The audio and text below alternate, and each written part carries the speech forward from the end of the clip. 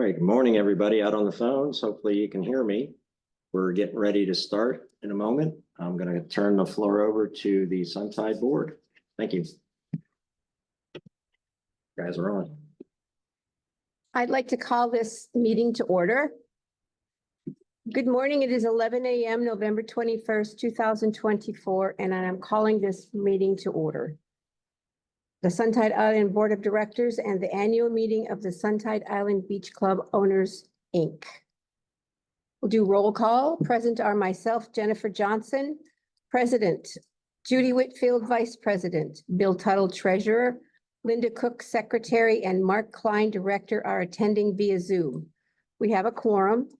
Also in attendance is Maha Daman, our property manager, Zach Easton from Panhandle Restoration, and Deb Bell, who will be our moderator for this Zoom meeting. I'd now like to turn it over to Linda Cook, our secretary. She unmute. Where is she? We unmute her. It's alphabetical. And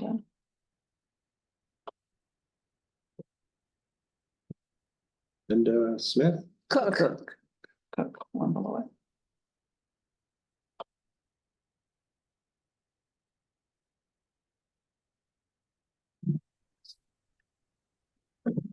Hello, can you hear me now? Yes, ma'am. Yep. Good morning, everyone. Thanks for attending. Sorry I couldn't be there in person. But first of all, I need a motion to approve our minutes from our August 8th, 2024 Board of Directors meeting. I would make a motion. And I'll second it. All right. Judy Whitfield seconded. Bill Tuttle's motion. All in favor? Aye. Aye. Aye. Mark? Aye. Is Mark on there? I Have you, didn't hear Mark. Mark Klein. Mark's last name. Mark Klein, C-L-I-N-E.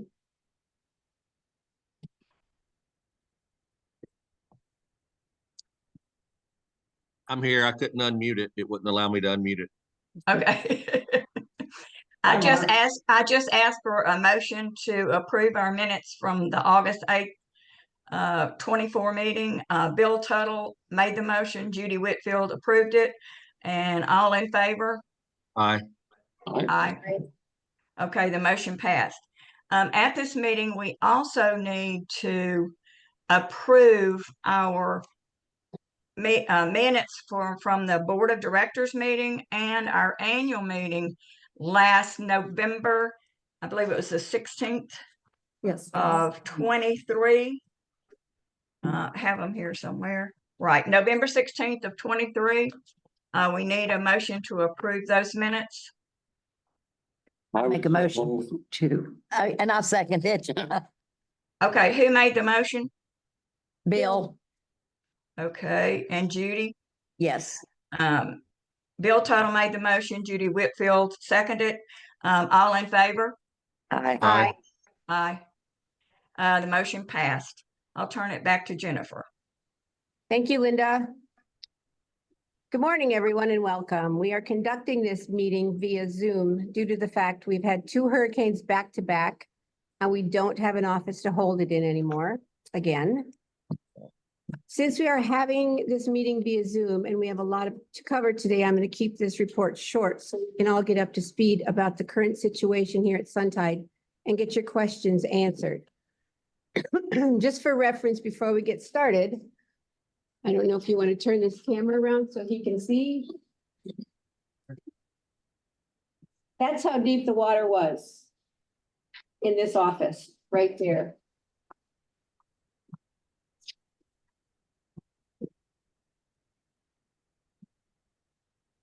So you can better understand the devastation we are actually dealing with.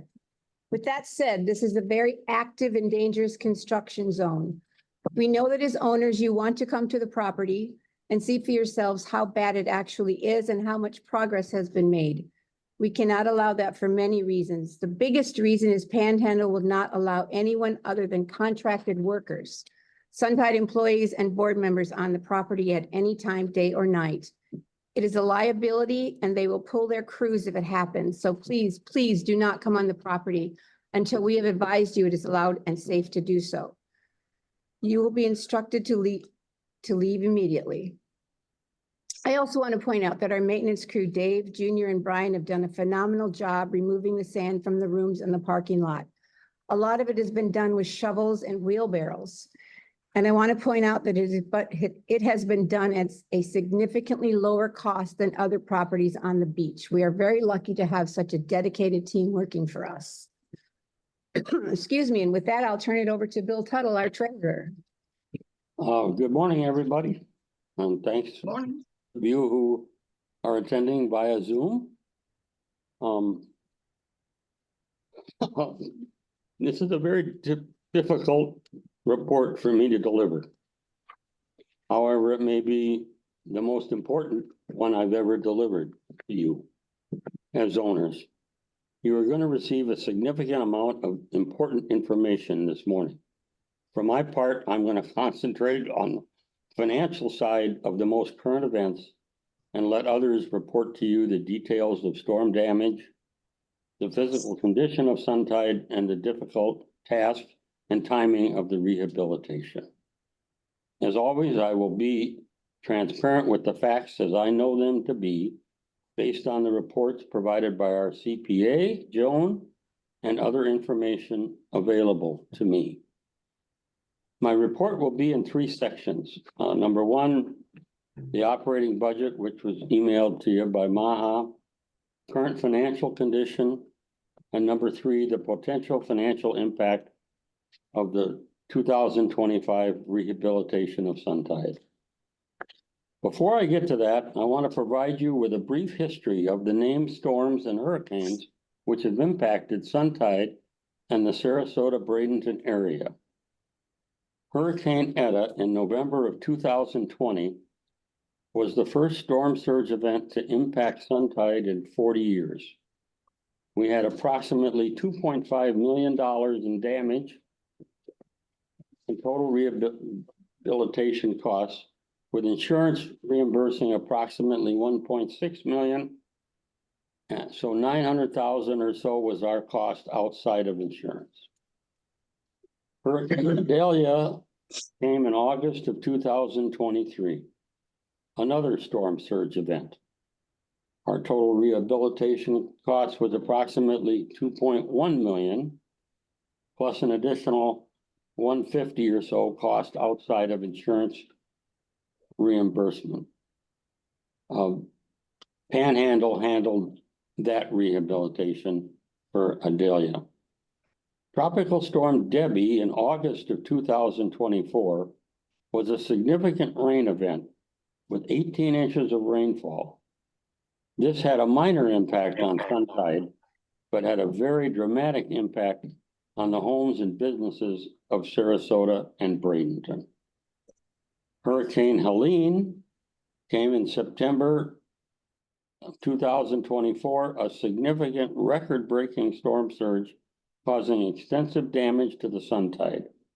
Total rehabilitation costs are yet to be determined. And then Hurricane Milton on October 10th, a direct hit to Suntide. Storm surge was higher than Helene, causing additional damage to the property and the lower units at Suntide. In addition, 105-mile-an-hour winds caused extensive damage to the second floor and the roof of Suntide. The rehabilitation costs are yet to be determined. For those of you, the eye of the storm went right over Siesta and Lido Key. So right over the Suntide. Yes, 5 named storms in a 48-month period, each impacting the Suntide. The operating budget. It is important to understand that the operating budget is only a portion of your 2025 assessment billing. Represents 75 to 82% of your total assessment, depending on which units you own and what weeks you own. The real estate taxes and the reserve funding are the other 2 portions. The reserve assessment for 2024 was approximately $60 per unit. Total expenses budgeted for the coming year are $1,792,000. This is an increase of 7% over the 2024 budget. This includes some impact specifically from recent storms, but is principally attributed to the general operating expenses. For example, Saturday cleaning expenses were reduced by 50%. Electrical and maintenance expenses were increased significantly because we have dryers and fans running nonstop to avoid mold. Before the floods, we were told that we need to replace our fire protection system at a cost of approximately $45,000. Additionally, there are significant ground and pool improvements needed, none of which will be covered by insurance. I want to be very clear here. In no way will this budget cover the out-of-pocket expenses Suntide is expected to incur with our rehabilitation this year. We also reduced some of the income side of the budget. Our rental commissions will drop by at least $90,000 due to the lengthy closure of the Suntide. In addition, our interest income, which will be close to $100,000 this year, will be reduced by at least 50% for 2025, as we will be using many of the reserve funds for improvements not covered by insurance. It now appears the real estate tax portion of your assessment will be close to what it was in 2024. The net result of all of this is that the assessment income operating portion will be increased by 15%. This will bring the total assessment for operating expenses to approximately $560 per unit. We do not currently have any information on the replacement reserve assessment. An on-site detailed reserve study was recently completed, but we have not yet received the report from the assessment firm. The Florida condominium law by which we are governed was changed this year, requiring the reserve funds to be 100% funded for the amount determined by the assessor. In the past, the assessor's determination was just a recommendation, and the board could decide how much to fund. That is no longer the case. I want to share with you some comparisons from a budget 6 years ago, 2019. I chose 2019 because that is the last year without implications from a pandemic or a flood. The total expenses in 2019 were $1,287,000. This compares with $1,792,000 for 2025, or an increase of 39%, which is an average of 6.5% per year for 6 years. It is important to note that our insurance budget was $125,000 in 2019 compared to $400,000 in 2025, or an increase of $275,000 or 320%. Maintenance costs are increasing by 55% over 2019. Maintenance salaries, however, were $194,000 in 2019. They're budgeted for $190,000 in 2025. Yes, a decrease in maintenance salaries over 2019. Total salaries and benefits for the Suntide is budgeted for $517,000, excuse me, compared with $476,000 in 2019. This is an increase of 9% over a total of 6 years, or an average of 1.5% per year is all. As this points out, the significant increases in operating expenses are line items beyond our control. However, the ones we can control, example, wages and salaries, are being managed very carefully. Maha will have the 2025 budget available. I think she posted it online. Our current financial condition, part 2. Total cash on hand we had at the end of October was $2,198,000, with $1,664,000 being reserve funds. This compares with $2,219,000 or $1,804,000 a year ago, 10/31.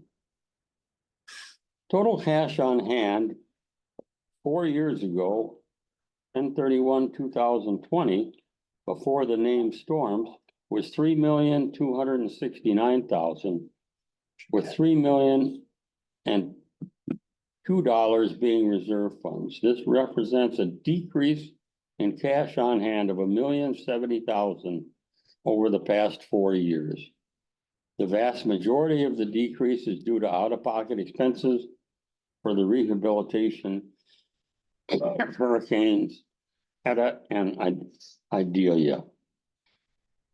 Addition, this month, we're paying $185,000 in property taxes, along with $20,000 for the parking lot repair, which all went for nothing. We also have had to refund approximately $90,000 in rental deposits the last 6 weeks, excuse me. Our cash on hand as of December 1st will be the lowest it's been in recent history. We currently have $229,000 in liabilities as of the end of October. This compares with $171,000 a year ago. But the Suntide continues to have no long-term debt. Our total revenue year-to-date 2024 is $2,628,000, of which $613,000 is other income, mostly from insurance proceeds. This is offset by $582,000 in Hurricane Idalia expenses and $24,705 in Hurricane Eta expenses. There is $1,800,000 in total assessment income, $91,000 in interest income so far this year, and $110,000 in rental commissions. This compares with $1,744,000 in total income for the same period in 2023, which included $1,559,000 of assessment income, $61,000 of interest income, and $111,000 of rental commissions. Total operating expenses, so this doesn't include reserve expenses or hurricane expenses, are $1,432,000. This is $59,000 or 4.4% over the budget. Total administration expenses are 10% above budget. Housekeeping expenses are 6.5% below budget. Maintenance is 51% above budget. Utilities are 11% above budget. And association expenses are 16% below budget. Yes. There were also $182,000 in reserve expenses, which were in addition to the $660,000 in hurricane-related expenses. Computer expenses, ground expenses, pool jacuzzi expenses, plumbing expenses, and maintenance supplies were some of the areas which exceeded the budget. In addition, our water and sewer expenses were almost double what was budgeted. Unfortunately, there are two reasons for this. Number one, the city of Sarasota has increased the rate significantly for water, and sewer is based on your water usage.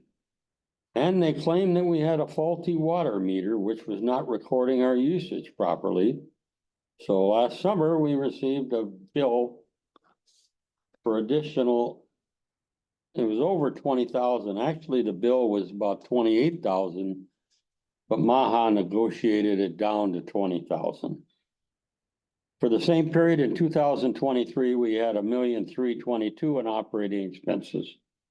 The Hurricane Idalia expenses had not yet been recorded at that time, and there were only $69,000 in reserve expenses as of 10/31/23.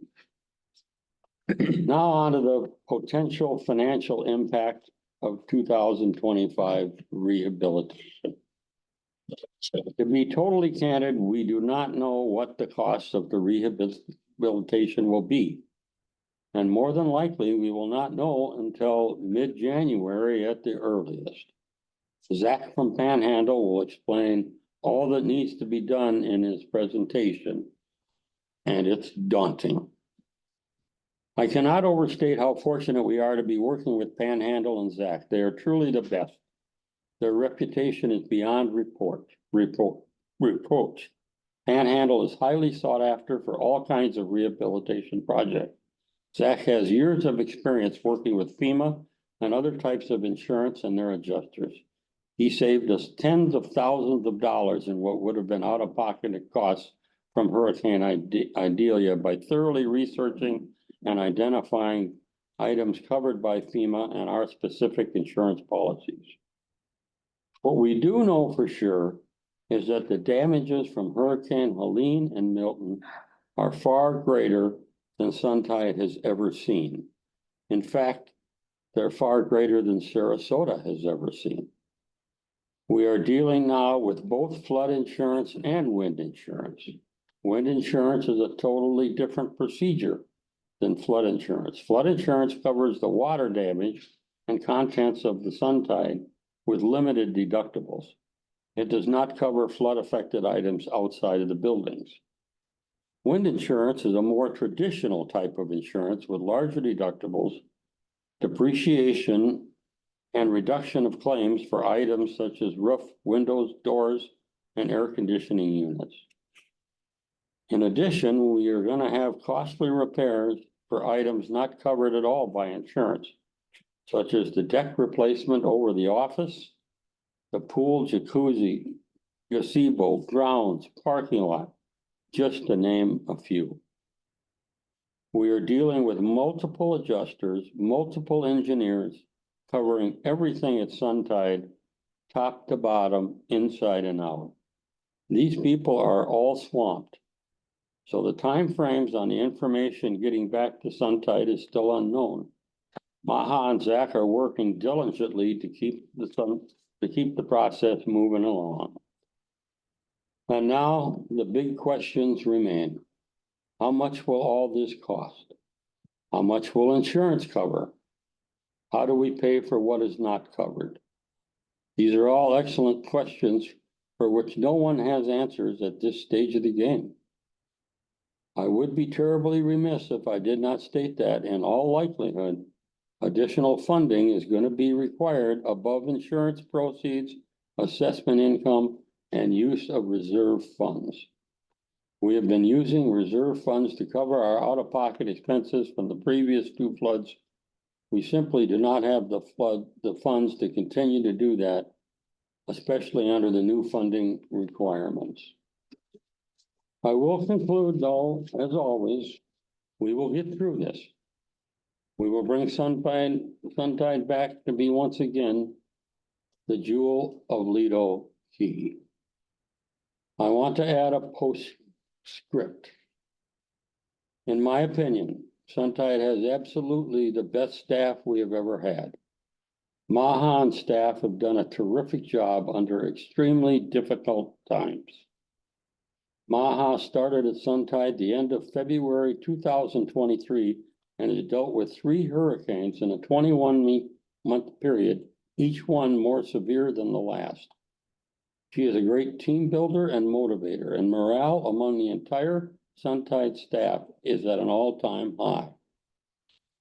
These storms also impact the staff personally. Their homes, along with those of their friends, family, and neighbors, were all impacted. Yet our staff are the first ones to get back on the key as soon as they're allowed by law enforcement. In addition, for 5 months a year during tourist season, it could take them up to an hour just to get off the key at the end of the workday. They view Suntide as a second home. They care about Suntide as much as we owners do, and they live it every day. Our staff deserves the utmost respect, support, and appreciation from every owner contractors, and board members. I might add, as I close, everyone sitting at this table has been through these hurricanes also. Judy had some very significant damage to her home. I was fortunate I didn't have too much. And Jennifer, although she lives in Minnesota, has been through 2 or 3 hurricanes as she's been here when they have come. So anyway, with that, I will end my report and turn it back to Jennifer. Thank you. And we will get through this. Thank you, Bill. It's very informative. I would like to introduce Deb Bell at this time. Deb is a licensed CAM and she will be moderating the Zoom meeting. She will explain how to ask questions during the remainder of the meeting. Do you want to do that now or do you want to? Yes, do you want to turn the camera? Okay. Perfect. Hi, everyone. Thank you, Maha and board for inviting me to participate. I'm glad to be here for your annual meeting. I'd like to just introduce a little bit of guidelines around the question and answer session. Our next speaker, which will be introduced here shortly, is going to give an update. After he's done speaking, and once we open it up, after all of the agenda items are presented, each of you, what we'd like you to do is if you have a question, please post it in the chat. Just because there's probably going to be several questions that are very similar to one another. And then in addition to that, if you'll raise your hand if you wanted to speak by mic. Hello, everyone. And that way we'll be able to get your questions verbally. But again, I have a feeling that after a lot of questions will be answered after your next speaker. And so a lot of those questions will probably be redundant. So we just want to make sure that we get them answered for you in the most convenient. Thank you. Thank you, Deb. Thank you. Okay, we're going to move on to guest speaker, Zach Easton from Panhandle Restoration. I would like to introduce Zach Easton from Panhandle Restoration. Zach and Panhandle were the company Maha hired last year when we were hit by Hurricane Idalia in August of 2023. She selected them out of 15 companies she interviewed, and we are very fortunate to have them doing our restoration again. There are many properties that were affected by these 2 hurricanes, and we are far more advanced in the process of cleaning up and rebuilding because of Zach and Panhandle and the relationship Suntide has with them. We are very lucky to have them. With that, I'll turn it over to Zach. All right. Well, welcome. Good morning. Like they said, I'm Zach with Panhandle Cleaning and Restoration. I'm the general manager here. I think I'd like to start off with trying to do show you guys a few pictures of kind of what it really looks like here. See if I can share my screen with you guys. Last year's storm had about 18 inches of water. And this time we had chest high deep and some areas even higher water, I believe. We saw that on the window. Did it share the screen? I'm gonna change you to a co-host. Okay. So you can share your screen. It's Kenya. All right.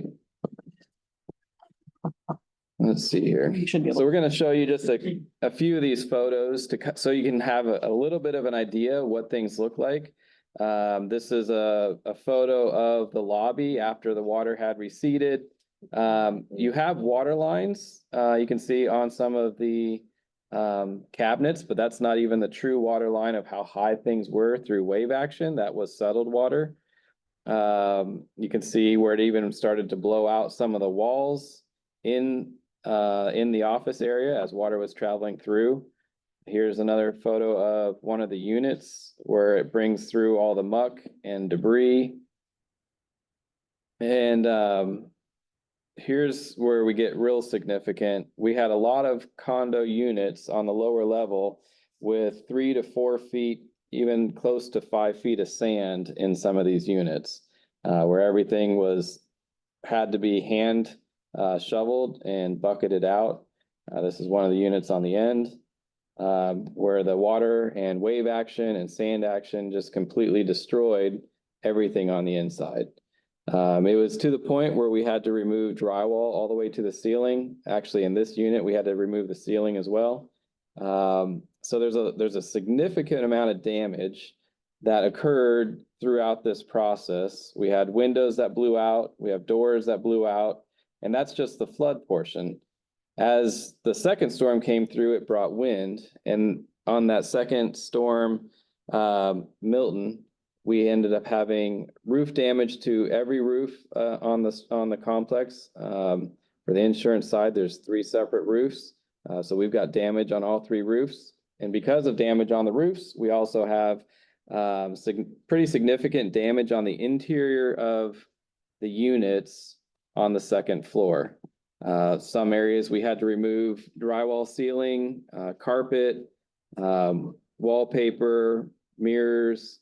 And so as we go through, there's at least 23 units that have been identified currently upstairs on the second floor that need to be repaired and fixed and cleaned up. And we're still waiting on engineer reports. So the flood insurance sends out their engineer. The wind insurance sends out their engineer. But we are waiting to find out what windows are going to have to be replaced, what exterior doors need to be replaced, the timing on the roof, full roof replacement. So there's a lot of things that kind of have to be done in order. We don't want to do fix the rooms upstairs without the roof being replaced. We don't want those to leak again. On the flood side of things, there's also items that have to be brought up to code because all the electrical is exposed in the lower units. They are out of date. So we have to bring up all the electrical, the panels, the outlets, the switches, everything up to code. So that process, actually, we're moving into that process this week already. But that's a 2-month, at minimum, a 2-month process for just the electrical portion. And that has to be done before we can even take the next step. And just want Anything to emphasize with the time frame as well. As you stated, we have multiple adjusters, as we know, with the flood and FEMA. We have 3 different policies, but with 3 different claims. So that is done totally separate. With the wind is a different animal. So we have the adjuster, but also they have what they call envelope consulting. They come out and we have to deal with DPI, and they come out and assess the wind damage throughout the entire Suntide, every aspect of it. I mean, they were here for 3 days if you want to speak about DPI. So the wind insurance sends out engineers, consultants that really look at the building envelope to make sure that there's no structural issues, to figure out, okay, if an area gotten wet, why did it get wet? And so that's a lot of what we're waiting on right now, because there are compromised windows. You might look at a window and it might look good, but when you have 104-mile-an-hour wind and you've got sand that's being blasted, even like you would think this on the roof, you wouldn't think there would be a lot of sand. But if you get up on the roof, there's still sand up on the roof. The air conditioning, air handlers are all on the roof and they were sand blasted. So we're waiting on a lot of reports for the air conditioner systems. Some of them were flooded out down low, but even on the roof, we had a lot of air conditioning damage from the condensers. So there's stucco and exterior damage from the sand. So that there's going to be a lot of even exterior repair work and painting. We've got to wait on the engineers to come and take a look at the deck and the stairwells to make sure that everything is okay in regards to sand movement. When you got 4 to 5 feet of sand pushing up against a structure, you can have a lot of unforeseen things that need to be addressed first. Anything else? Zach, you mentioned to me the other day, do you want to give the owners just a rough idea of what Panhandle has invested thus far, just with the? If you want to share that, like the financial aspect of So last year even. Yeah, so at this point, so last year's claim, where we had 18 inches of water come through, the claim ended up being around 2.2 million on the insurance claim. And that was divided between the 3 buildings. And right now, just looking at the flood portion of this year's hurricanes, we're already at 1.2 million just on the cleaning, with the removal of all the sand, the muck out, the drywall, floor to ceiling and all the units and getting involved with electrical and plumbing. And that's just the cleaning out. So that's has nothing to do with the repairs, the replacement. Right now, we're currently working on all those things because we still have to find out what is damaged when it comes to windows, doors, and electrical and mechanical. So those numbers are going to be significantly higher just for the flood portion. And then on top of the flood portion, talking about all new roof systems, even up second floor windows, second floor exterior doors.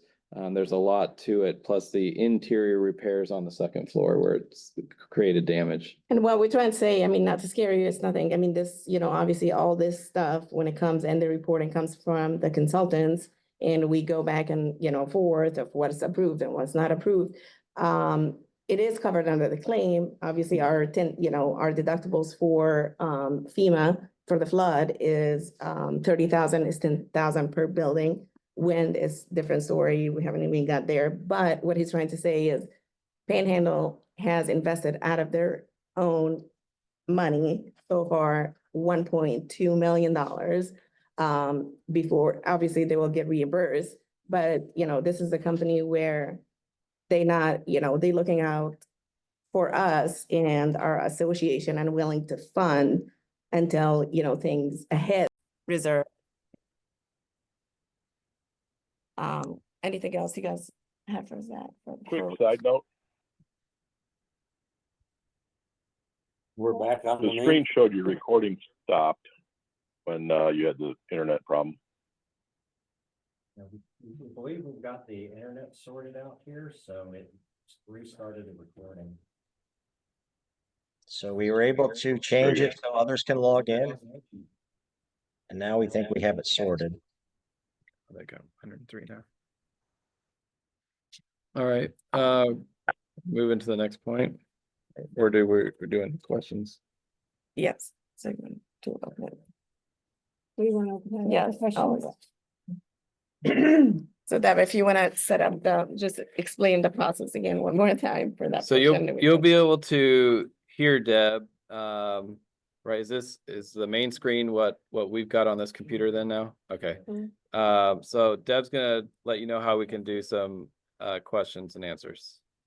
And each, for this portion, you will have 3 minutes for sure.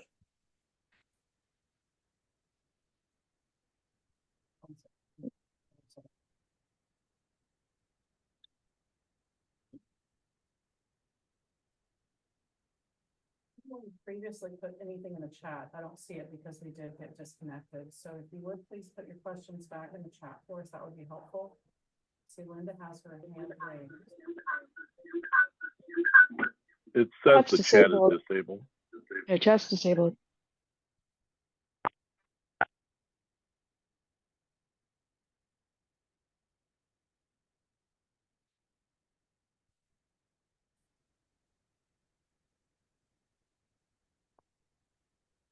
Can you go in and select my name and then make that Mhm. the host?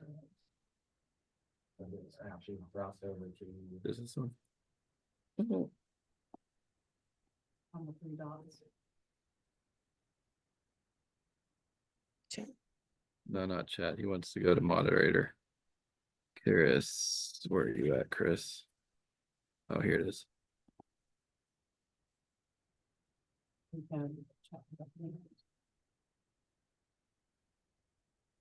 It's not on the 3 dots. It doesn't give me that option. You go to participants. Mhm. And then see.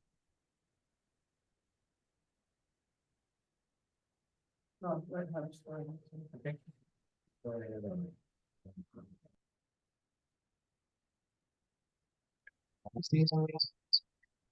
Now you can spotlight you. Yep, make it spotlight.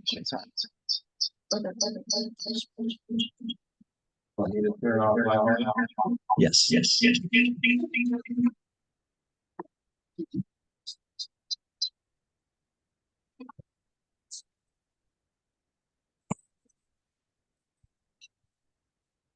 Okay. Can everybody hear me? Thumbs up again? Can't see anybody. Yes, I hear you. See Smart. some hands coming up. Questions? Okay, so Mary is going to be the first up for your question. We've authorized an unmute. You just need to select that, Mary, for us. Should Am I get a on? prompt.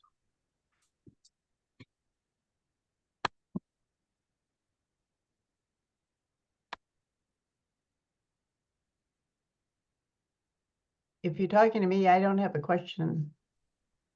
My hand went up by mistake. Oh, Mary's hands down. Okay. All right, well, try Kathy. All right, so Kathy, we're gonna, I don't think we can hear it. okay, so we need to put the camera back in. 'Cause this is not on. This is Kathy. This is her husband, Mario. Do you hear me?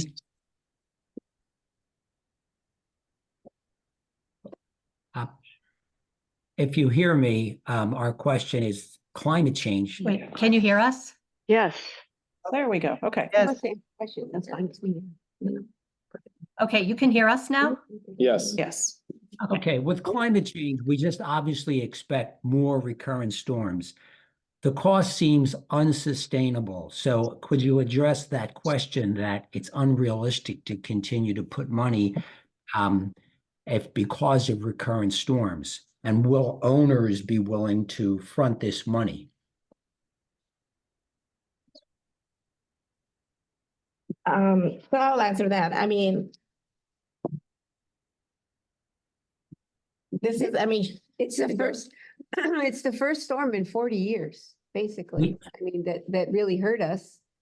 And yeah, it was a double whammy, triple whammy, but I don't know how to answer that question. I don't either. I mean, Something we all should consider. to elevate it, I mean, the only thing will be to tear down Suntide, re-elevate it and make it, And we higher. can afford And we that. can definitely do that. That will be the only solution really right now to bring it up, above sea level. The other thing is, I mean, you got two things. One, like we talked about, you got the natural sand dune that you're allowed to put out there up front. Another thing that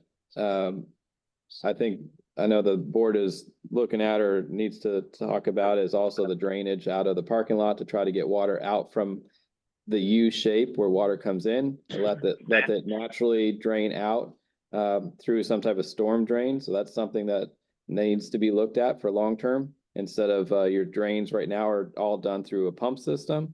But maybe while the things are down, if we're able to get an engineer in to propose some type of storm drain system out of your parking lot, that might help as well. I mean, at this point, what we're doing is trying to improve how our things, bring things up to code, a lot more, efficient systems that will help with situation like this, like our pumping system, our drainage system is completely, it cannot hold on or keep up with the severity of a hurricane category 4 or 5 that passed through, the eye in 40 years, like Jennifer said. So the damage, I mean, I know with the flooding, we are gonna always be prone to it. We definitely have, we were blessed with this berm that we're gonna try to utilize and make it above, yes, maybe it will take away some of the views, but whatever we need to do to protect, and eliminate and minimize and bring things up when we have the chance and improve on our systems that will support us next time, that's what we're doing. Around about. And all the floodgates that were actually put up, they actually worked. It's just this time the storm went up and over the floodgates. So if it would have been the same scenario as last year, you would not have had nearly the damage. Those floodgates actually, for the most part, held until the water went up and over. So That's correct. Can they hear us? Yes. Kathy, was that you speaking? Yes. Okay, Okay, thank you. you're welcome.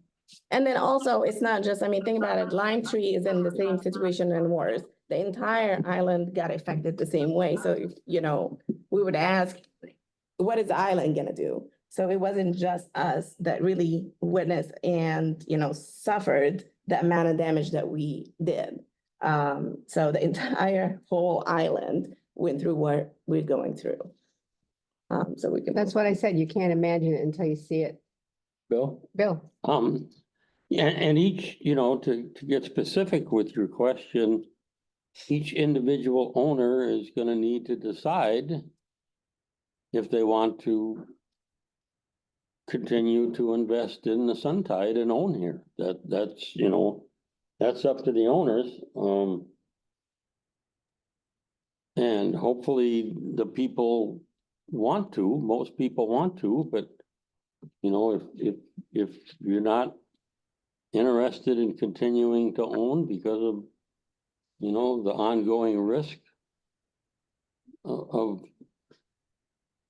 potential, that's a decision each one is entitled to make, and you can, I'm not encouraging this, I'm encouraging people to keep hanging on with Suntide and reinvesting, but if somebody doesn't want to, they can sell their unit, but it's gonna, we're gonna rebuild and we'll continue to rebuild.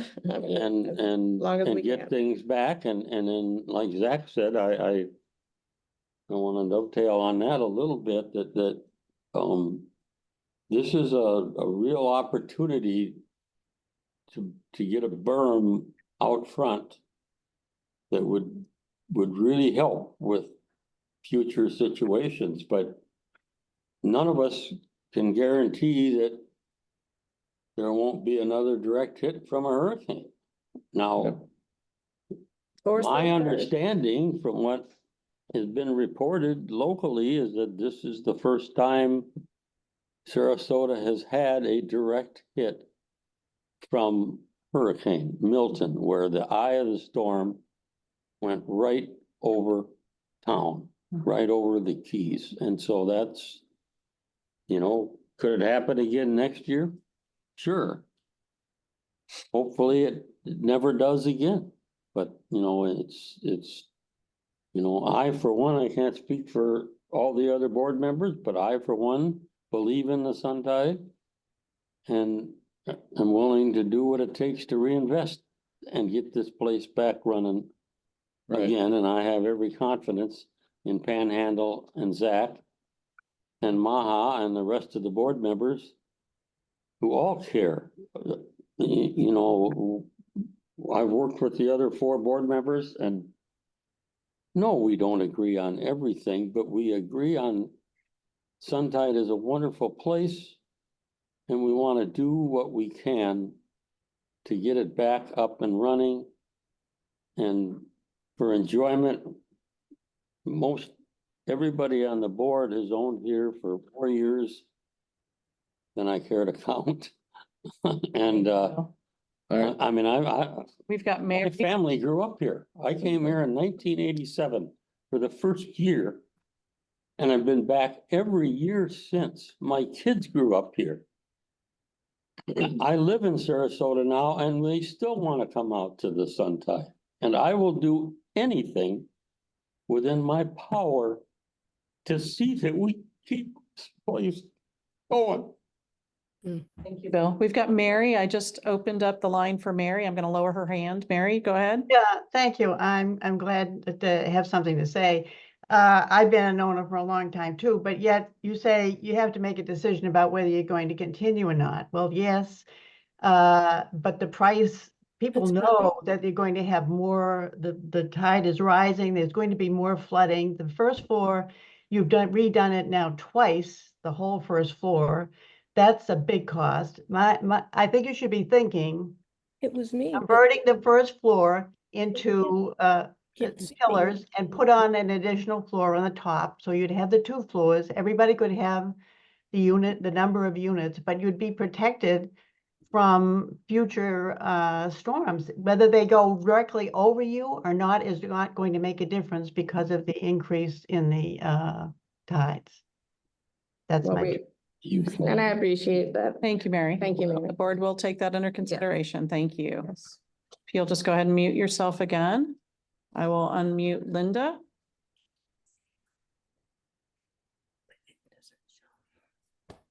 Hello. Hi. I don't know who's unmuted now. Who's speaking? Is that Peter? This is Mary. Okay, Oh, And my computer also said that it asked me to unmute. okay. First, I want to thank the board for continuing to serve in the midst of this damage. I know that very easily you could have just thrown your hands up and said, I can't do this anymore.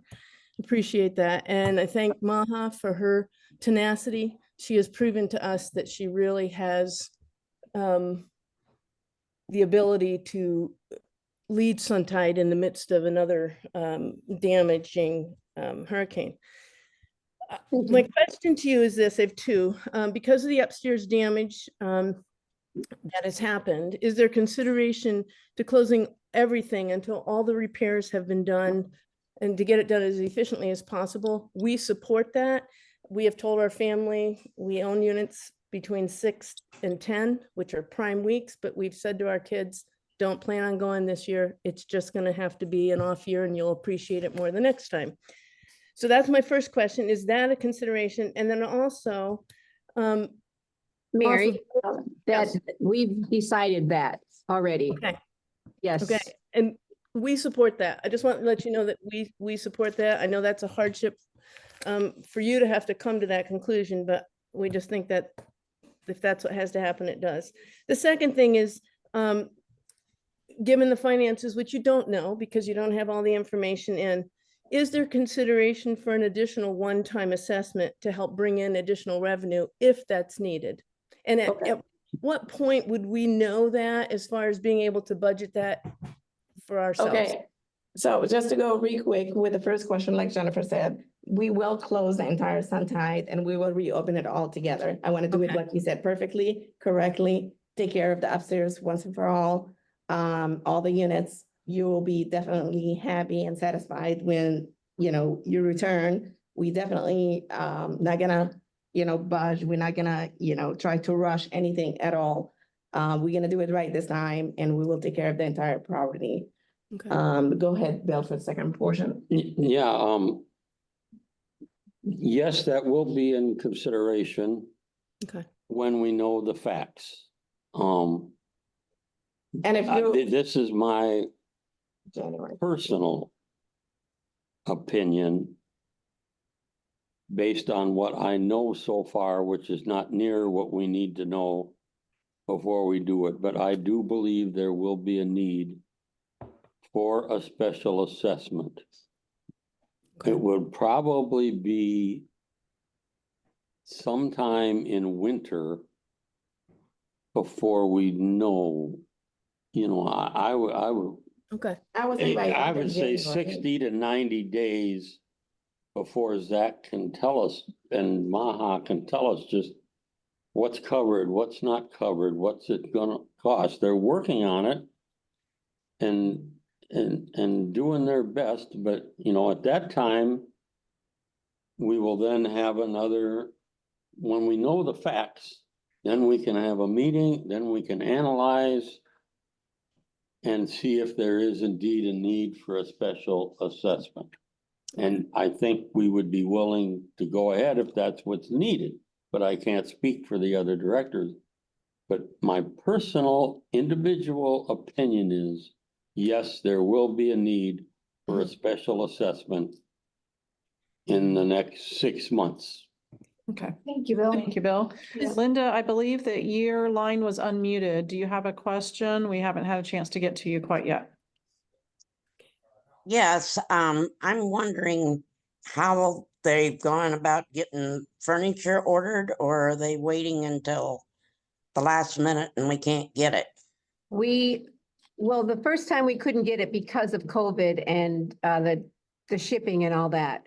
We have not ordered furniture yet because if it comes before we're ready for it, we would have to find a place to store it. So we are looking, but we have not purchased anything yet. I mean, we've got plenty of time to get that done. I think. I promise. Personal opinion, I yeah. promise you won't have to worry about the furniture being here on time. Yeah. Thank you for your question, Linda. Gary, if you'll go ahead and mute yourself, Linda, that would be wonderful. Thank you. And I'm gonna go ahead and unmute Gary or request that. You just need to unmute yourself. Thank you. Hello, everyone. Yeah, a lot of the questions that I had have already been answered, so thank you for those folks that asked them. And I also wanted to compliment Maha because honestly, I doubt that this is the job she thought she signed up for when she took it, some years ago. I mean, I'm sure you thought you were going to be doing sales and rentals and just keeping after the property. So, yeah, thanks for all that and for not quitting, because that's great. Hey, Thank you. one of the first questions, and I think what he might have been trying to get at was what would happen if like rebuilding just turned out to be cost prohibitive? Maybe not this time, but some future time, if there was some just catastrophic damage, the place is ruined. What happens to the owners and your ownership stake in these properties? Well, It takes an 80% vote of the owners to sell or do something with the property.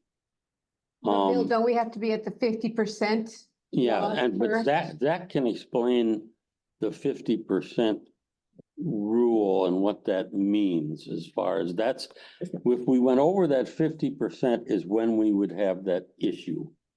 And it's determined, Zach, by the city or the county? Yeah, the city has ordinances in place for all the islands and FEMA flood areas that they've got certain parameters that they call the 50% rule that would either make it so you have to raise the facility or have to completely demolish and rebuild. But we're a ways off from any of that. And that kind of then would push you into needing to make some decisions at that point. And I can assure you, we met a lot of people from the city and from, the engineering department and the marine. I mean, a lot of people during the initial couple of weeks. Right now, yes, this is huge damage. We still have insurance. We still have, the policy limits, and we have everything that is covered and capable. I mean, it's just what we're speaking about is, we don't have that damage to where the city will say, you got to demolish or we cannot afford to rebuild. And this is a significant amount of damage. The one thing will be to completely, if we, somehow we got a tornado and completely tore down Suntide or flew away. I mean, the foundation is still here. We are definitely still not in their red target hot zone. As I spoke to one of the officials when we spoke about, I mean, there's definitely, they are, not rejecting us. They're not denying us from any insurance. So there is nothing really, targeting us from there. They understand our situation, that there is nothing, this is Mother Nature, and they're working on other plans to see how they can protect the entire island completely, and there's a project in there.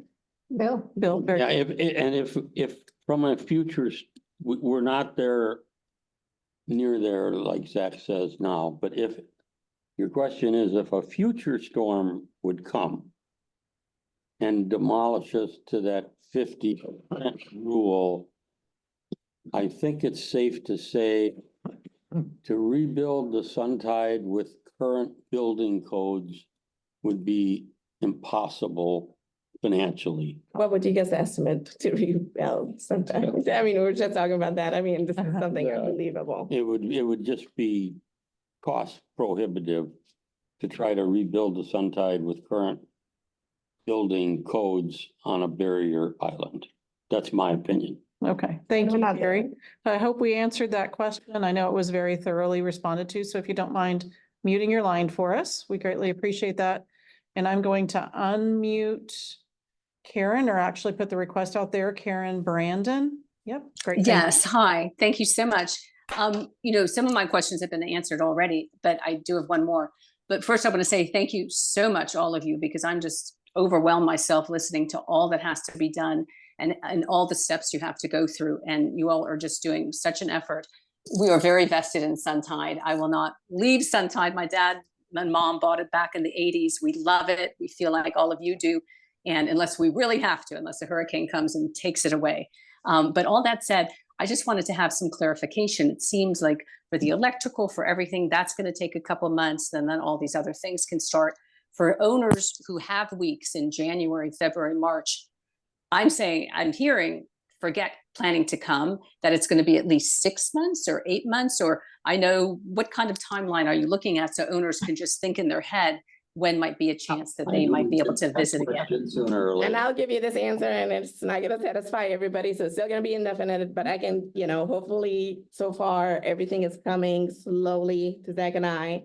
All I can tell you, we will be opening, and I'm shooting unless something unforeseen happens or something delays it majorly, it's before the end of the year, but definitely not before the summertime at all. I mean, I'm gonna be honest with you, it could be fall, it could be before winter, but it's definitely later in the year. We will know a lot more once in we Jan- get all the farther. reporting, and we can, tell you this is the phases and how long the phases will take. I just want all these information so me and him can populate it and really sending you data and timeline and phases like we did for the Idalia. So right now, it's a lot of confusion, things are in the air, but I can tell you that it will not be before, late summer, 100%. No, that's very good to know, and we appreciate any updates. I know you're so busy doing the actual work, but every now and then, if you can send us an update, that's so 100%, appreciated. Absolutely, absolutely. So thank you very much. Yes, thank you, Karen. If you'll go ahead and mute your line for us. And anyone else that had questions along that same line, you can go ahead and lower your hands now. But Kate, I'm going to go ahead and unmute your request, so you can go ahead and unmute your line. Great, thank you. I noticed that there's certain FEMA approved materials. I kind of was reading the FEMA website, and instead of using drywall, they have a recommended material. This was the last time that it was flooded that I was starting to read about it. And so there's some materials that are less likely to be damaged. When I asked Cheryl about it at the time, she said that the insurance only would let you fix it with what you had. And I was wondering, do they still do that, or is there a way to use the FEMA approved, less likely to be damaged material for some of the fixes? So this is Zach. I'll reply to that one. There are things that we're constantly looking at, trying to figure out ways to mitigate damage. When you have it as high as it was this time, you're not going to get around that. Flood water, the muck, the nastiness gets behind all that. You still have to dry the framing. You still have to dry the structure and clean that part of it out. So even if you had some type of plastic wall board that you put on instead of drywall, you still have to get that off. So there are certain things that, when it comes to just the practicality, that don't work there, but there are things that we are also looking at. So if the floodgates had worked and we only had an inch of water come through or something, one of the things that we're looking at for the cabinets is that the cabinets will be up on plastic feet instead of all the way to the floor like most cabinets are. So that way we can do a clean out, or maybe changing the baseboard to something that can easily come off where the drywall doesn't go all the way to the floor. But if water just came in just barely, we're able to take the baseboard off and clean. So those are some things we're looking at. But you are correct that FEMA is only going to pay for what was there. So there might be a change order, but those are things that the board, they're looking to me and outside of what I recommend to make good decisions on making things better for the next time around. So those are things we're looking at. So do they do it like this? Like, okay, you had drywall and it would cost $1,000 to replace the drywall in this room. So we'll give you $1,000 and then you are allowed to add the extra 500 to make it. That's correct. Oh, Yeah. good. So they don't just insist. They let you. And then we just have to prove and show that the work has been completed sufficiently for coverage for the next time. Okay, cool. All right. Thank you. Thank you, Kate. If you will go ahead and mute your line, we will unmute Joyce, or I'll put the invitation out there if you'll unmute yourself.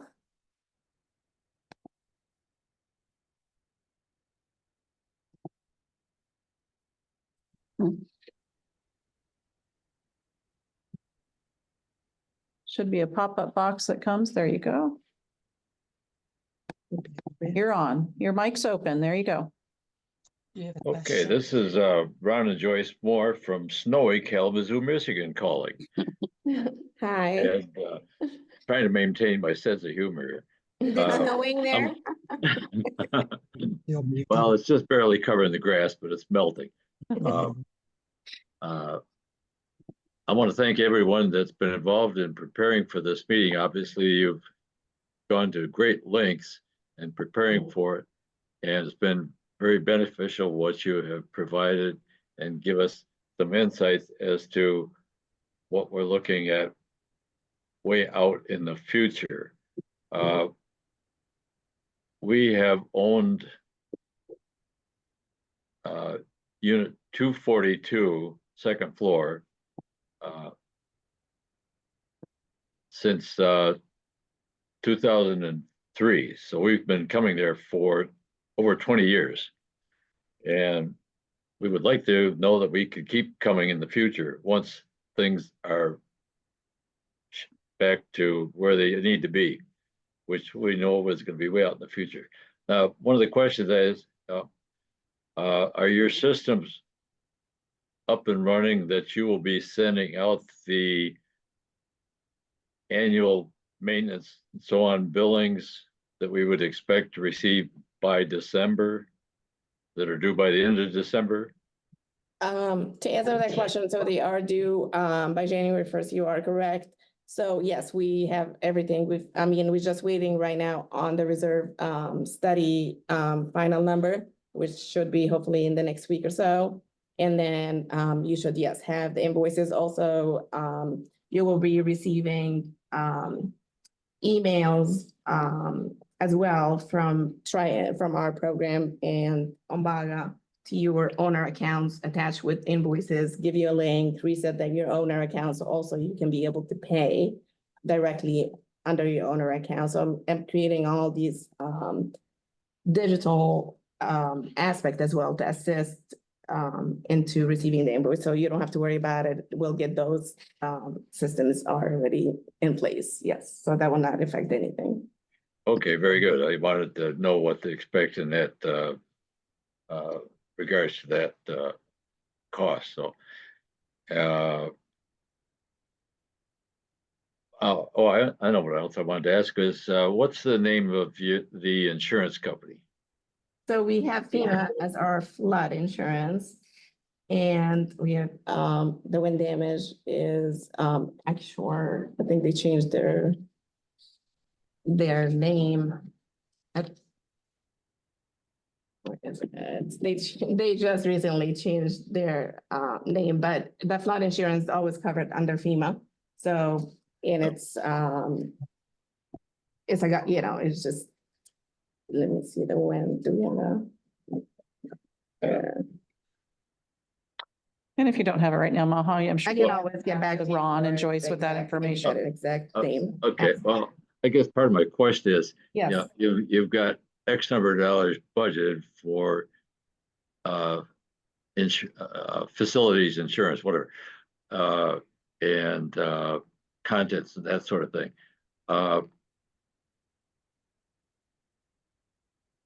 Over the year, with these storm-related costs, the insurance company out obviously is going to be out a lot more bucks than what it's receiving in as premiums. And what I'm wondering is, I understand that with these storms, a lot of residential insurance companies have kind of bailed out of Florida altogether because of the losses. Are we going to be able to expect that we will be adequately covered in the future by the same company? Yes, Or- okay, so now I understand your question. So the flood insurance is just separate. It's always gonna be FEMA. That's a government insurance. They have to insure us. Okay. Of course, our premium could go higher, we can negotiate with them. Gulf Shore Insurance, who has our property insurance, we have all of our policy when it comes to wind insurance, property, all the umbrella insurance. But this is our first claim ever. beside flood and flood claims. We've never had in the history of Suntide any other claims. So yes, we definitely will be reinsured, and that will not, that wind portion is definitely different from the flood.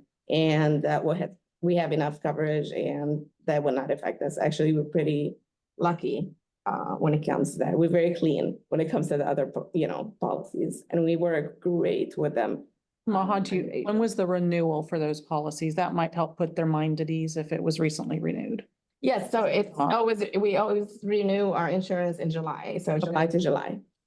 So you're still covered under the policy as. Of course. So that's Yes, kind of comforting to know that things won't Correct. change even until July, and we're good. Until Probably July of June start those conversations. Okay, great. Thank you so much, Ron and Joyce. If you will to go ahead and mute your line for us, we greatly Okay, appreciate thank it. you. You're welcome. Kevin O'Fallon, I am going to request your unmute. So you just have to unmute yourself for us, please. Thank you. And go ahead with your Okay. question. Yeah, I just wanted to bring up, and I heard the gentleman at the very end there say that it was going to be outrageously inexpensive to change things. I'm wondering, after the storms we've had, I mean, we've had 3 storms, I did the math. If we all put in $10,000 a piece to upgrade this unit, we've got about $37 million to redo the unit, and then you got parking underneath, and you'll never have to worry about being flooded again. So a $10,000 fee for a nice place on the beach, they're selling the units next door for $6 million. So, I mean, you can do the math. My question is, why wouldn't we spend $20,000, $30,000 to do a investigation into what it would cost us to build a new unit? We could possibly add more floors to pay for this as well. But we're sitting in one of the nicest, one of the most expensive pieces of property in Sarasota on Lido Beach. And at some point we had to we need to do a pro forma to see what it would cost to move up, bring everything to code, and maybe bring in, like I said, you could bring in a contractor that could do 2 or 3 other floors, and it might not cost us anything. But I know for a fact, if we assess 10 grand, and to have a place on the beach for 10 grand is not bad. We don't have to buy the land. We don't have any carrying cost. All these other developers go borrow money and buy the land. That's where all the big cost is. And this is very simple to do, and it's actually very economical if you look at it by the week. So it's something that we should do a study on. I mean, I know I've been coming here since 1980. My mom was one of the original owners, and I own units. My brothers own units. All my friends own units.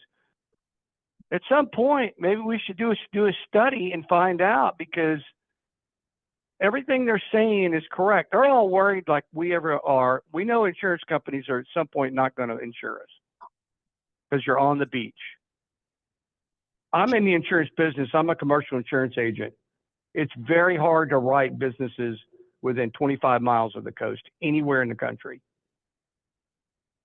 So you do the math, you do $15,000, you got $47 million. You could build a six-story condominium for $46 million. We will take that into consideration, but it wouldn't be the Suntide then, And also, I mean, this is something that also have to have a 70% approval from a vote, 80% approval. 80% Vote, but definitely this is something, to satisfy, down after we get to a certain point here, I mean, we were estimating again, certain things, but Suntide is definitely, an old building. There's a lot of things out of code, to really elevate, and we were looking and we were discussing, a record with engineering while they were here, from all these consultants. I mean, it's definitely a different, unique structure. Elevating would be a start over. A start over. You have to demolish and rebuild. That's right. So, and to do so, we need an 80% vote. It's, to start, we're talking about, in the 50 million. I mean, this is hypothetically. And 80% of our owners Yes, wouldn't have $10,000 they'd want to invest. It'd be a very hard sell, I think. Well, if they don't want to invest, they could always sell. I mean, the thing is that I don't think it would be that much. Look, one of my best friends works for Gilbane, one of the largest contractors in the world. And to build back what we have, you're probably looking at $25-30 million. That's the truth. We've analyzed it. We've looked at it. He's one of the biggest contract attorneys in the world. And we looked at it. You start looking at, you got to look at what your cost is versus what your exposure is. And the exposure right now is we've It's had high. 3 cases that have been expensive. And at some point it's going to be cost prohibitive. So if you don't have 10 grand now, what are you going to do next time we're wiped out? Or if the insurance cancels us and we're wiped out, what are you going to do then? If you don't have 10 grand now, you're not going to have 10 grand then, because it's going to cost a lot of money at some point. So my ask is that, and what you're saying to me is you don't really want to look at it. No, But that's the not what I truth of the said matter at is you all. need to do a no, study. this is, this is Jennifer. definitely, we'll take. What, Mark? Go ahead. Yeah. Mark is on it. This is Mark. Can I Yes. step in a second? Yes. Here's the problem. It sounds wonderful to do that. However, to get 80% of we can't even get people to vote enough during the election that we have to scramble for votes, to let alone getting 80% to be in agreement to hand out $10,000. Me and my family have owned down there since 1980 or 81. So I'm with you. But to get that amount of owners out of 1,600 owners, 1,700 owners, it's more unrealistic that it would be a huge battle to overcome. Well, and I understand what you're saying, but what I'm saying to you is, why wouldn't you do a study on this to And this find is what out I was- what it would cost? This is what I can promise you. So And you're comparing a major rebuild versus getting an election on the board.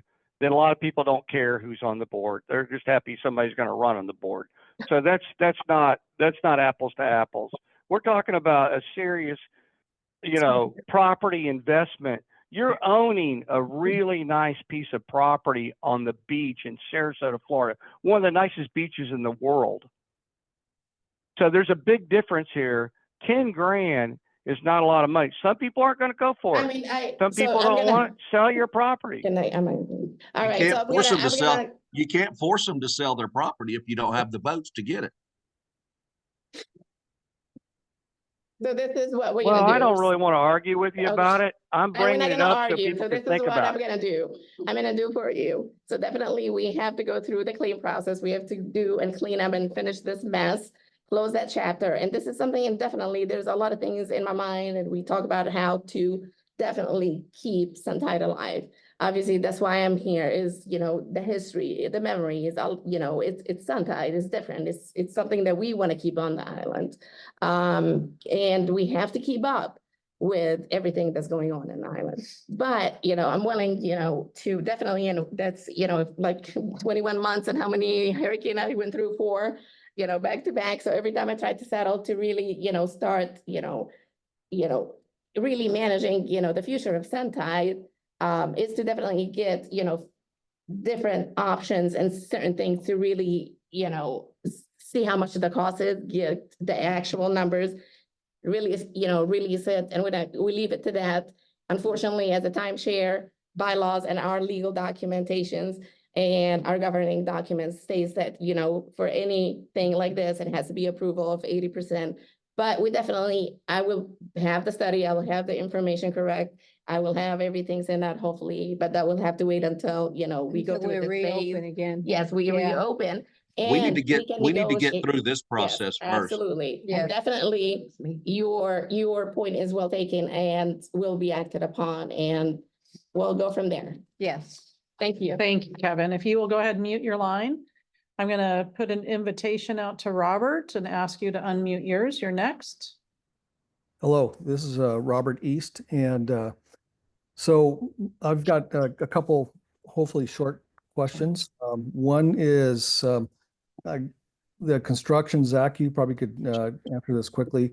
It's an all-wood construction of the existing facility, the whole building. It's a block, it's block It's block. with some wood framing inside and some metal framing. It's a pretty big mix, but it's a block structure. Both first floor and second floor? Correct. Yeah. All right. Thank you for that. Second question was regarding the berm out front. I know maybe the low-lying properties like Suntide and then next door to the north probably might think that might be a good idea to help protect their lower properties. But berm kind of only works if you've got a continuous wall. How about the new south property? Do you have any inkling if they are interested in building a berm, or are they going to just go flat because they've already kind of mitigated their flooding issues? Are we talking about the new construction? Yeah. They will not be building a wall. They're actually gonna have it open to a beach access. And Sandcastle had a wall and it didn't help. The ambassador had a wall and Oh, it no, didn't. I'm talking about the berm, the sand berm. Well, I mean, The sand berm that they've put together right now is kind of a U shape. So even if water does come to the north, they've got a wall that's coming down, which will help keep water on their end, and hopefully the same thing then on the new construction side. Okay, so the berm that we're speaking of that Sarasota, the city of Sarasota is allowing, it'd be kind of a sand version of a wall, I'll call. Correct. So It's that would, big. It's really big. yes, I've seen a couple of pictures there. Okay, so that one, and I guess the prior speaker, I've forgotten his name already, since I'm old, but I would second his thoughts. And again, restore the place as is, but I think it would behoove us as a whole, the long-term continuation to do a study. I think that's well worth something. I So agree. second that idea. Okay. That's it. Thank you. Thank you. Thank you so much, Robert. If you'll go ahead and mute your line, I'm going to now open or send an invitation for Robert Fleischman. I can only see part of that. So if you will, there you go. You're great. Thank you. Thank you for your time. Short time owner, probably only about 15 years, but I was born in that big building downtown Sarasota, so longtime Sarasotan. Just have one quick question. It's almost a yes or no, but could have discussion later on. Have any developers actually approached Suntide with an offer to purchase the property? I can assure you no. Okay. And I'll tell you, if they do, I mean, they need to look up their information and facts first, that we are a timeshare and they can't just come in and offer and write a check and somebody can just approve it. It has, again, 80% vote. 80%. Yes. So nobody has came, nobody has approached us. No. Okay. Thank you, Robert. Scott, you're up next. And then I just want to keep it to make sure so we can move on with the agenda. So we just want to keep these questions are going to be for bullet number 6, which is for Zach and Panhandle. So we just want to talk about anything that has to do with where we are for this phase. And then we'll continue with the agenda. And then we have the other owner comments toward the end if, needed. But this portion, let's just keep it strictly for Zach and our project that is, we're dealing with at the moment, please. Okay, Scott, you're up. Okay. First, I want to echo the most sincere appreciation for everything that all of you are doing. It's a monumental task, and it's greatly appreciated, at least from this owner. Secondly, my question is, I presume the mud got in the units through the water. Did that force doors and windows, or did it seep in? And if so, in this rebuilding phase, are there measures we can take so that if you get a flood of that magnitude again, that mud can't get in and damage the units like it did? Yeah, so it did force through. The water and mud and sand was so high that it actually broke through windows. It went up and over the floodgates that were there. It actually took doors off of hinges. It ripped through doors. There was a lot of force behind it. So that is also one of the other things that we're waiting on engineers. That way, the windows that are put back are up to code. None of the windows here were up to code. They're so old. So having storm rated windows and doors makes a huge difference. So that is being looked at. Okay, and if not, maybe storm shutters or something that, I mean, I live up in Michigan, so we see the board ups and stuff on the news, you know, is there maybe then a contingency plan to enhance that if a storm of this magnitude is predicted again? Well, definitely, I know myself, and then going to the board with any suggestions, definitely looking at anything that would make sense for long-term solution. I was just at another condo facility yesterday, and the sliding doors, one of the guys stayed in his own unit, and it was storm rated. The water was splashing above his head, and it never even came through the sliders. So there are some good systems out there, but your system is also only as good as your structure. Yes. So being that the fact that this structure has been remodeled many times over the years from an old hotel, that there are other gaps. So there's other ways for water to seep in. But looking at windows that meet the wind requirements, so you actually wouldn't, at that point, you don't even need shutters for windows because it meets the wind requirements for breakage, but then same thing with doors. Okay, very good. Thank you again, everybody, for all your hard efforts. Thank you. Thank you, Scott. All right, so it looks like all those hand raises are done and we can just continue with. Perfect. Agenda. Thank you, guys. Okay, we'll continue on the agenda with the unfinished business. First up is the proposed 2025 budget. Bill, Maha, Jonah, our accountant, and the board have spent hours preparing the 2025 budget. It was started in August and has had to be continually revised after Helene and Milton. As Bill explained in his report, there is a strong possibility that additional funding may be required, but we cannot say that for certain at this time. So do I have a motion to approve the budget? I make a motion to approve it. Do I have a second? I'll second. All in favor? Aye. Aye. And Linda, are you unmuted again? Aye. Thank you, Mark. Linda? Type her name. Give us a moment. We'll get her turned on. Smith. What's his last name? Cook. Cook, yeah, she's. She's not up. with Okay, us. she's left for whatever reason. She's not on any longer. She's not even on the Zoom call anymore? No. No, not under her name. Maybe she got. Yeah, she might have gotten booted off or something.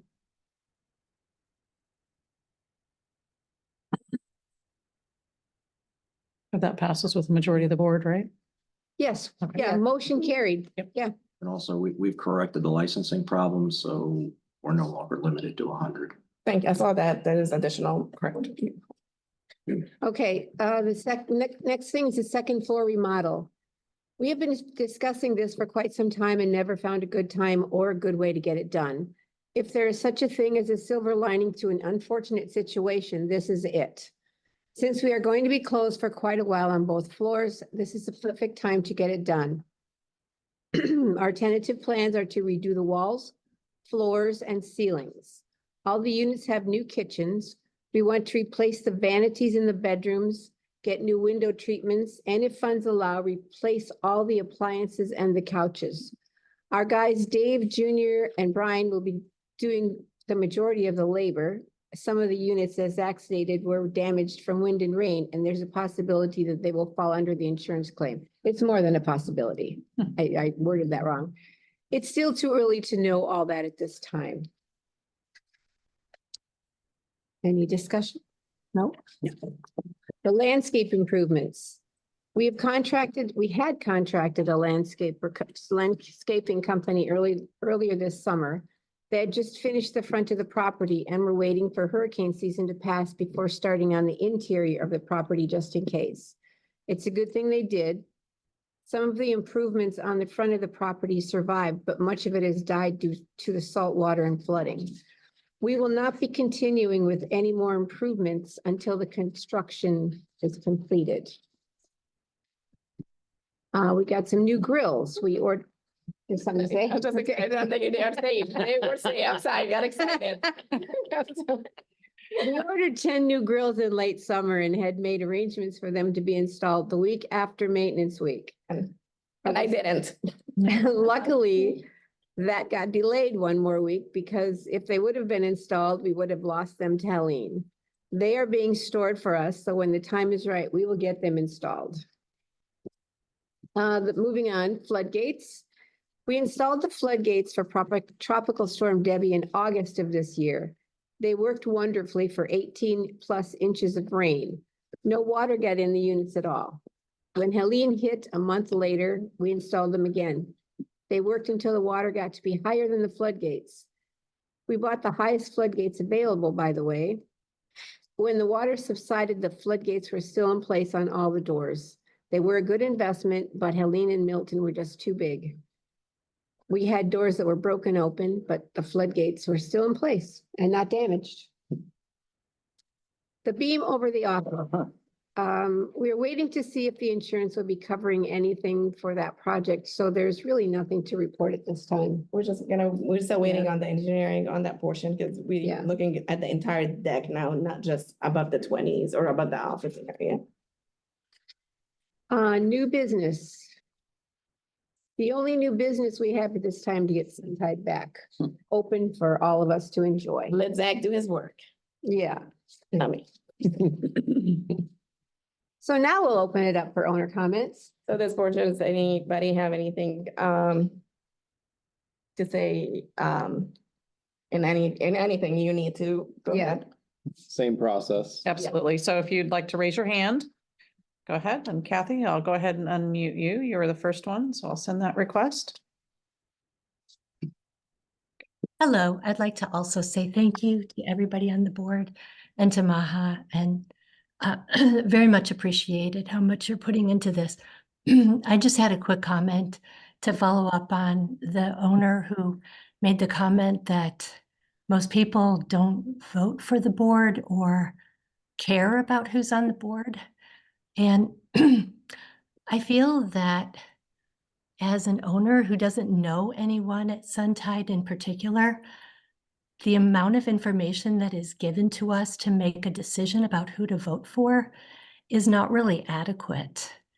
And I had a suggestion that I know would be a little more time consuming, but maybe each candidate running for a post on the board could do a short video, maybe 5 minutes or something that could live on the owner's page of the website, so that at least it would be an introduction to each of these people. They could talk about their qualifications and their experience, and maybe just put a little personal spin on it, because I really think that that's why most people don't vote. And I don't think you can really compare the number of people that don't vote for the board to the number of people that would voice an opinion about putting in $10,000 to maintain their investment in Suntide. So that's just a comment, and I don't really need to have any discussion on it. Definitely. Thank you. Thank you, Thank Kathy. you very, You will very go- much. You will go ahead and mute your line. Yeah, so beside the candidate sheet and That's governed by Florida yeah, law. so it is a candidate sheet, but also there's other, ways of, they want to get to know, whoever is running, why do you think you could be? And I think there's, it's definitely, it's definitely, it crossed my mind a couple times, in the future again, kind of like through again, technology now, we have that going on and we send emails communication, with the election of next one, we can maybe just revamp it. Trying to really get to know whoever is willing to, run is to kind of showcase, in different ways. Absolutely. And we'll keep you posted with that. All right, Mark, I'm gonna go ahead and unmute you. Yeah. Hi. Yeah, Kathy, that was myself that mentioned that, only because with the time frame that we have to get the election taken care of, and then to try to get, I know they're separate items. It's not apple. The gentleman was correct before. It's not comparing apples to apples. It's apples to oranges. However, to try to get 80%, if you don't achieve the 80%, then you're going to have the people that are upset that it didn't get their way.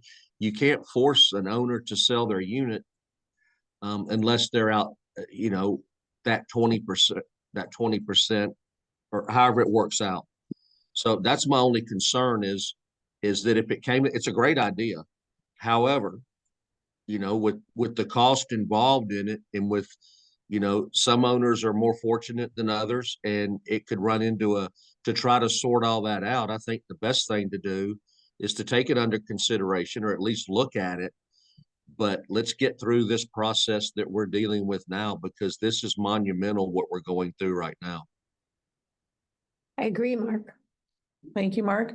I'm gonna request Barbara's Galaxy tab to unmute. There we go. Thank you. I'd like to let my husband, Caton, speak. Hello, everybody. I sure want to commend all of the board for all of the hard work that they're doing there. And, Barbara, of course, joins me in all of that. I like the idea of going ahead and looking at the other possibilities. And I think everybody's doing a great job so far. Thank you. Thank you. Thank you very much. Appreciate it. You will just remute for us. I'm going to open Robert back up. Yes, hi.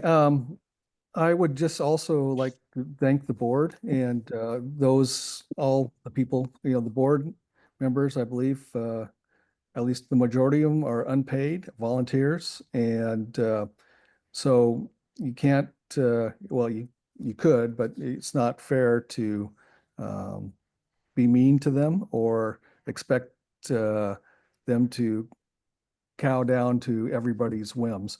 And thank you very much for your time and efforts. And I realize that, and some people do forget about that. You look around to all sorts of sports and what volunteers everywhere, they're always, I'll have to say, crapped on a lot. And it's unfair. Some people are not very nice, but most people are. So thank you again. Thank you. Thanks. Thank you, Robert. You'll mute your line. Mark, I'm going to unmute you.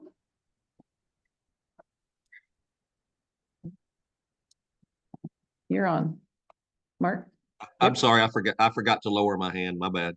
That's it. No, you did it. You did. I was like, you're good. Brian's iPad. I sent the request to unmute. Yeah, just a quick question about the foreclosures. I've had I'm an owner as well as other people that want to know about foreclosures.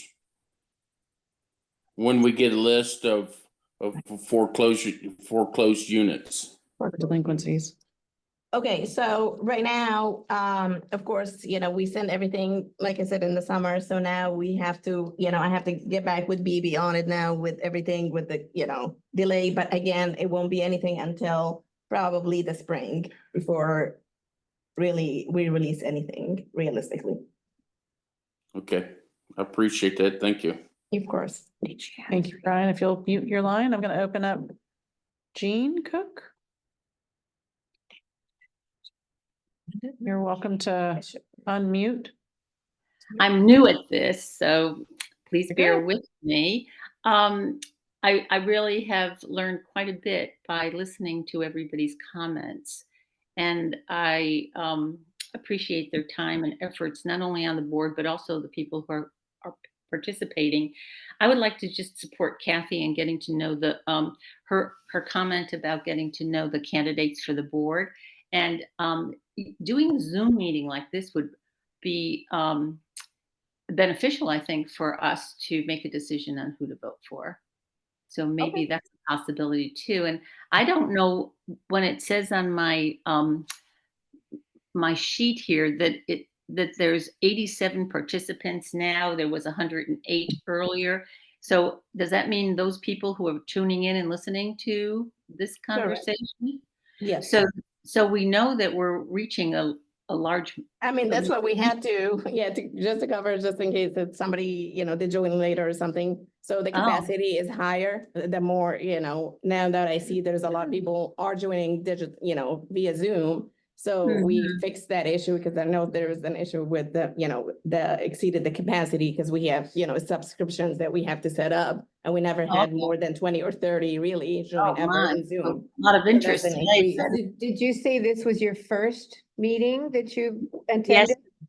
Okay. Yes, I have attended other Zoom meetings in the past with other organizations, but this is the first time with this organization. Yeah, we've been doing this for. I started it as after the debacle of our first board meeting. So we set up everything, we changed everything, right, Chris?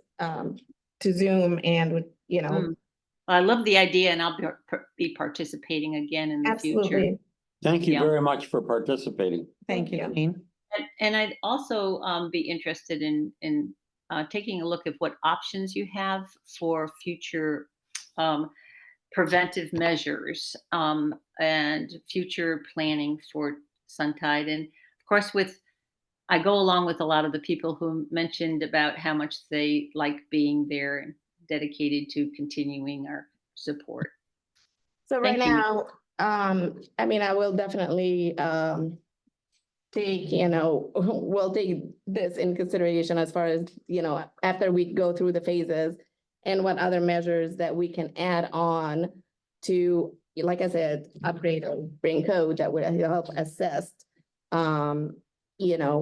minimizing the risk. We'll definitely be sharing that in the near future as we go through the phases. You will see what has been done, what has been added as well through when I send my emails. Once we start the, repair and the process and the work, you'll get back to those phases and keeping you posted of the actual work. And then we go ahead and add in there anything additional that we have decided to upgrade or add on for you guys. Thank you very much. It's such a huge responsibility. It's a lot to juggle. Yes, indeed.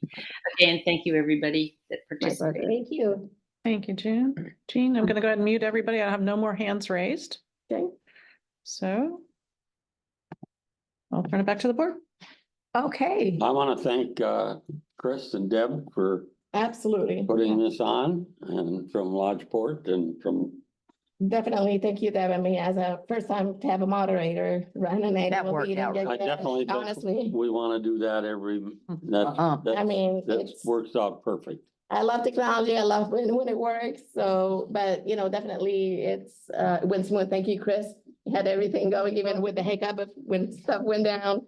Back. Hopefully our next board meeting will have better. Get you the battery. But I had great participation in this. absolutely. And I would love more engagement as long as, I want to, and I appreciate everybody being supportive and kind, and it's a lot to go through, but we couldn't thank you enough. And I've been getting a lot of supporting emails, and a lot of people, have our team back, and, I get postcards, I get cookies, I get really a lot of people thinking about us. And she shares the cookies. And I do share, I mean, one, but one bite, but truly, it really brings our morale up. It really, just to hear, just a simple email, just saying, hey, we're thinking about you, really touches, our heart and keeps us going.